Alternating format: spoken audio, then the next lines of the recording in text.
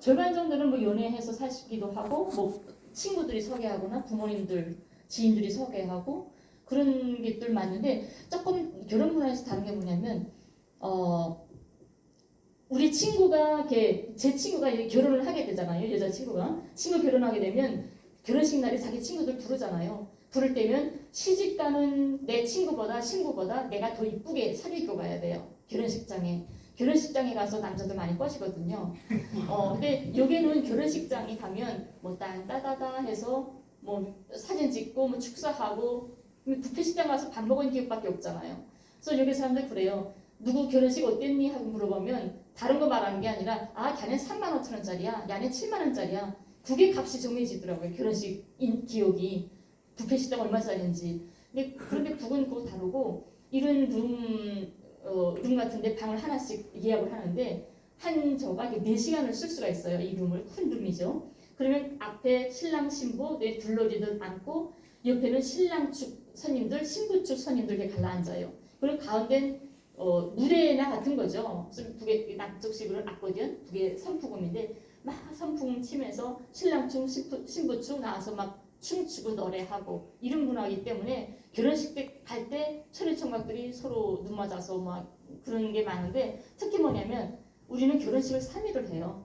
피로연까지 해서 3일인데 첫날에 식당에서 결혼하고 이틀 동안은 남자네 집에 가서 밤을 새면서 하는데 우리 한 개 춤에 4세대다 하게 되면 4세대가 다 결혼식장이 돼버리는 거예요. 1호 집에는 뭐 중학교 동창들, 2호 집에는 뭐 대학 동창들, 뭐 3호 집에는 뭐 군대 동무들, 뭐 4호 집에는 뭐 직장 동무들 이렇게 팀별로 매 집마다 들어가서 온 층이 결혼식장으로 되는데 한 저녁에 한 5시, 6시쯤 되면 나이 든 사람들 등치게 빠져야 돼요. 어리시면 눈총 받고 막 그러거든요. 그러면 마지막에는 천에 청어도만 남아요. 신랑 쪽, 신부 쪽. 그렇게 밤새고 노래하고 춤추고 하면서 따로 만나서 어쩌자 해서 눈 맞아가지고 그래서 흔히 어떤 게 있냐면 내 친구 남편이 호케이 선수다. 남쪽식으로 아이스하키. 호케이 선수도 하게 되면 한 20명의 친구 남편이 다 호케이 선수가 되는 거예요. 결혼식장 가서 다 사귀었기 때문에. 그런 데가 많죠. 결혼식장이 또 다른 연애 이렇게 네. 하는 장이 된다 이런 이야기를 해주신 것 같습니다. 그 아저씨 지금 이제 의사이신 거잖아요. 남에서 보면 뭐 의사면 거의 특권층 이렇게 돼 있는데 혹시 이제 북에서는 우리 선생님이 어떤 직업을 가지고 있으셨고 그다음에 이제 아저씨가 의사였는데 북에서 의사의 위치는 좀 어느 정도 되는 건지. 제가 오니까 남편이랑 엄마랑 의사여서 정말 잘 살았겠다라고 해서 정말 놀랐어요. 어떻게 의사가 잘 살 수 있지? 좀 그런 거 생각해 본 적이 없거든요. 의사하게 되면 남들보다 자기 걸 더 많이 뺏기고 쥐어야 되는 게 피해를 보는 게 의사예요. 저희 엄마도 평생을 의사로 살다가 퇴직했는데 허벅에 3개의 수술자리가 있어요. 이게 화상 환자한테 피부 이식 수술할 때 피부를 떼주는 거죠.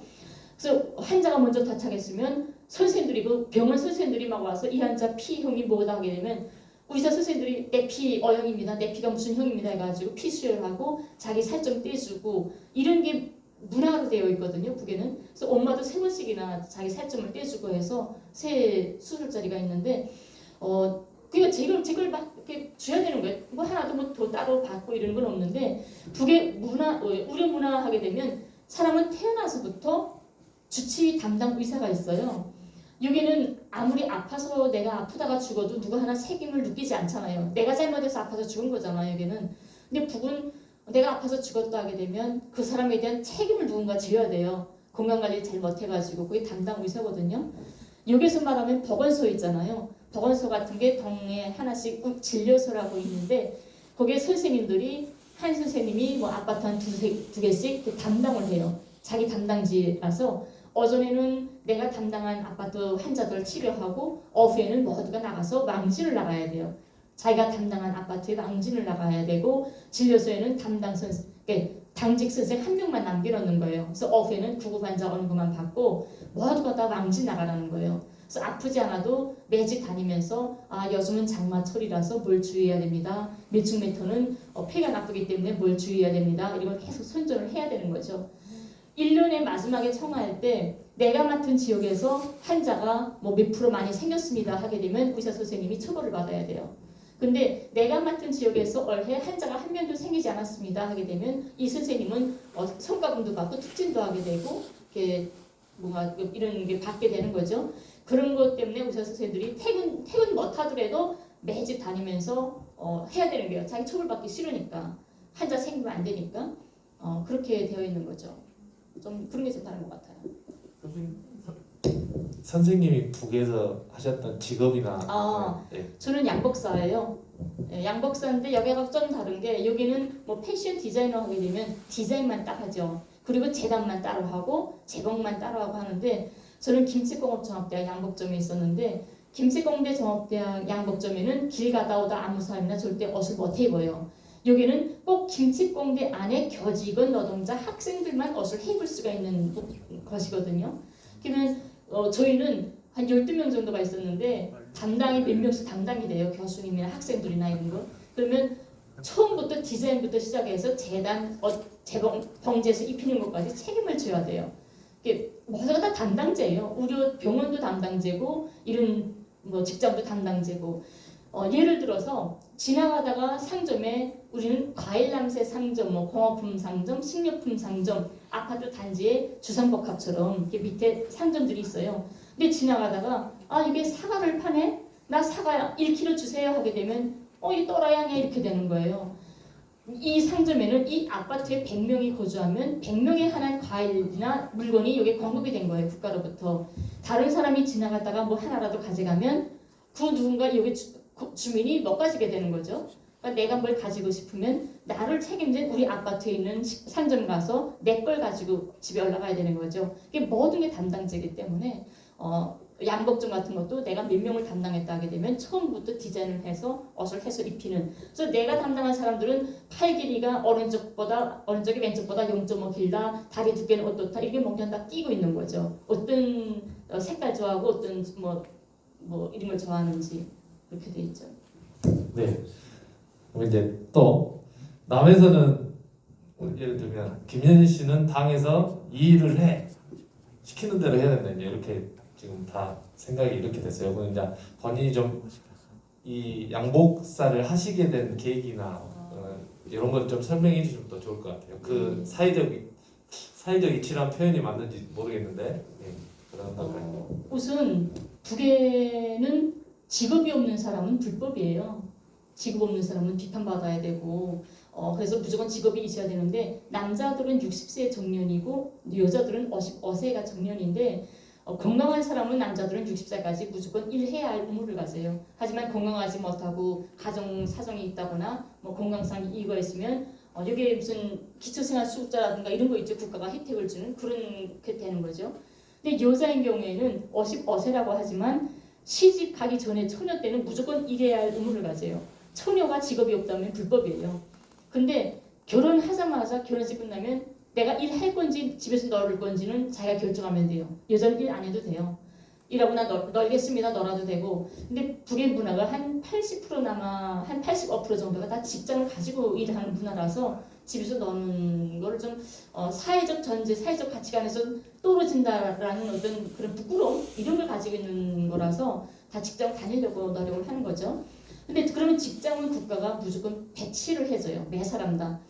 그 배치가 하루 순간에 생기는 게 아니에요. 왜냐하면 이 사람이 뭘 좋아하는지 어떤 데가 배치가 돼야 뭐 잘 될 건지 국가가 잘 모르잖아요. 한순간에. 단연간 축적된 결과물인 거예요. 어떻게 축적되냐면 초등학교 딱 들어가게 되면 한 학급이 한 20명 정도가 돼요.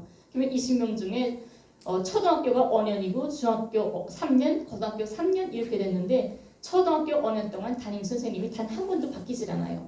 한 명이 5년을 지키고 있어야 돼요. 그러면 20명을 5년 동안 지키고 있는데 이유가 뭐냐면 오전에는 선생님과 학생들이 같이 공부를 하고 점심밥 먹고 오후에는 가해 소조를 다 망라하게 되는 거예요. 흔히 남쪽식으로 말하면 사교육 학원 같은 거 오후에 애들 학원 다니는 거나 같은데 그 학원들이 학교 안에 다 있는 거죠. 무료교육제니까 국가가 공짜로 학교에서 하는 거고. 그러면 담임 선생님이 처음에 학급을 맡은 다음에 애들한테 물어봐요. 뭘 하고 싶은지 어떤 재능이 있는지. 근데 7살에 학교에 입학해가지고 내가 뭘 재능이 있는지 잘 모르잖아요. 근데 근데 나 뻥쳐요. 난 노래하고 싶어요. 난 춤 잘 춰요. 난 축구하고 싶어요. 그러면 그 애들을 오전에 공부하고 점심 먹고 오후에 2시부터 4시까지는 학교에 음악, 미술, 체육, 외국어, 문학 이런 서적가 다 있는데 거기에 다 지각기 보내서 배우게 되는 거예요. 근데 엄연히 이유가 뭐냐면 얘는 노래하고 싶다고 해서 음악 서적 보냈는데 몇 달 지켜보니까 불짓는 재간이 또 있어요. 그러면 얘를 다시 설득시켜서 문학 서적을 돌려놓습니다. 이렇게 돌렸다 하면서 얘가 가지고 있는 재능 중에 어느 재능이 가장 깊이가 있고 전망성이 있는지를 결정짓는 게 5년이 걸린다는 거예요. 그래서 5년 동안에 얘는 앞으로 어떤 분야에 어디 가서 일하겠구나라는 결정이 나야 돼요. 부분 고등학교 학생이 나 고등학교 졸업하고 사회 나가서 무슨 일을 할까라고 생각한다면 이미 때가 늦었다고 말을 하거든요. 나의 미래에 대한 건 이미 초등학교 때 결정이 난다 이런 말을 해요. 그 다음에 중학교 올라갈 때 선생님은 매 학생한테 평정서를 딱 붙여서 올려보냅니다. 얘는 어느 분야를 어디까지 배웠고 어디가 제일 미흡하다. 그러면 초등학교 때 얘는 음악 하겠구나 하고 키워서 중학교 올려보내면 중학교 3년, 고등학교 3년, 6년 동안 그 분야에 대한 기초 지식을 쌓고 사회에 나가게 되는 거예요. 그리고 고등학교 졸업하게 되면 먼저 전국적인 국가 정무원 시험이라는 걸 봅니다. 그래서 고등학교 졸업하고 대학 입학률이 30%밖에 안 돼요. 여기는 한 8, 90% 되는 것 같더라고요. 대학을 머리 좋은 사람만 가지 머리 좀 나쁜 사람은 대학을 못 가요. 저도 원래 엄마가 의사이기 때문에 의사가 꿈이었어요. 하얀 가운 입고 환자들 보는 게 너무 우아하고 멋있더라고요. 근데 머리가 나쁘니까 대학을 갈 수가 없는 거예요. 그래서 대학 못 가고 할 수 없이 나는 그러면 사람들 옷에 대한 관심이 있었기 때문에 옷을 만들고 싶다 이렇게 됐는데 그러면 공부 잘해 딱 한 30% 정도만 끊어서 대학을 입학시키고 나머지는 북은 모병제예요. 모병제이기 때문에 군대 가고 싶은 사람을 첨허를 받아서 군대 내보내게 되는 거죠. 남자는 10년, 여자는 7년 군사복무를 하게 돼요. 그건 자기가 원해서 나가는 사람들이기 때문에. 근데 그 중에 왜 군대에 또 나가려고 하는 사람이냐면 나는 무조건 머리가 좋아서 대학 공부하고 싶은데 시험 때 아차 실수해서 성적이 떨어졌어요. 그러니까 난 정말 공부 잘했는데 그러니까 아쉬웠기 때문에 대학 가기 위해서 일부러 군대를 나가요. 군대 나가면 2년 만에 다시 대학 추천을 다시 보냅니다. 보내는 경우에는 고등학교 졸업하고 대학 시험 친 사람은 5점에 학교 간다면 군대 갔다가 2년 만에 오는 사람은 3점에 대학 입학할 수 있는 이런 혜택이 주어지는 거죠. 그래서 대학 무조건 난 죽어도 대학 가고 싶어 하는 사람은 군대 다시 갔다가 대학을 가게 되는 거죠. 여자들도 갔고.